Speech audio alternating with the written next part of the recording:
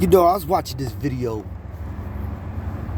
and I did 15 years, like, total, like, off and on in the pen. But let me go ahead and set the record straight. A lot of you cats sit there, and if you don't, to me, I read the Quran, and the Quran sits there, it says you can read the gospel, because the gospel is blessed to, Isa, peace of blessings be upon him, peace of blessings that he sat there and held his judgment the way he does. You know what I mean? Allowing some of us to walk through the gospel, but he tested us. I said the sewer, the whole way, the first sewer. And, Gabriel the Archangel sat there and led me astray to some little dude's house. And, this cat wanted to sit there and feel some type of way. But I don't really get involved with that. It has nothing to do with my worship. I'm not worried about none of that cats. You know what I'm saying?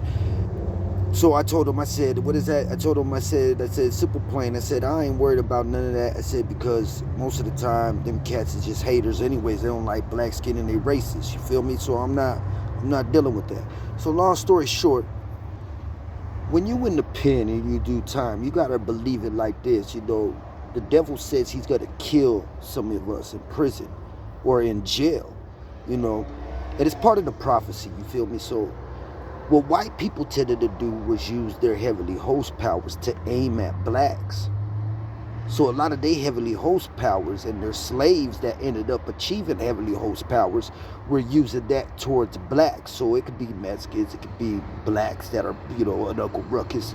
Majority of the time, when you start reading prophecies and why these cats are in prison and why black men are angry, is because due to the fact that they played games with God. So a lot of the times when we get to speaking, you hear horror stories and stuff like this. So I already knew, because God bred me. God bred me for this. You know what I'm saying? He sat there and said, you gotta sit there and tell them the truth. That's what you're gonna do. I said, that ain't no problem. So I pray, because I'm half black, half Mexican. The Mexican family they racist to the mug. If you don't understand that Mexicans are racist and they got the same N-word in their mouth and their heart as the white man. Now, I don't really call them Mexicans. First of all, if you're gonna use the N-word, any of y'all in a racist way, then to me I look at it like y'all ain't shit. What the hell? I wouldn't give a damn about how y'all feel, because to me, in all aspects of reality, you're just lying to yourself. So to me, when you lying to yourself, you might as well say, we white made. You know what I'm saying? So I see these terms like I ain't even got to push the issue, because 9 times out of 10 you just white made. So you ain't native to me, you ain't Mexican to me, y'all ain't to me. I really don't care. So in all aspects of reality, we end up in the pit. A lot of righteous black men ended up in the pit. So when they ended up in the pit, we had to hear these horror stories, right, of the Drp The Soap stories.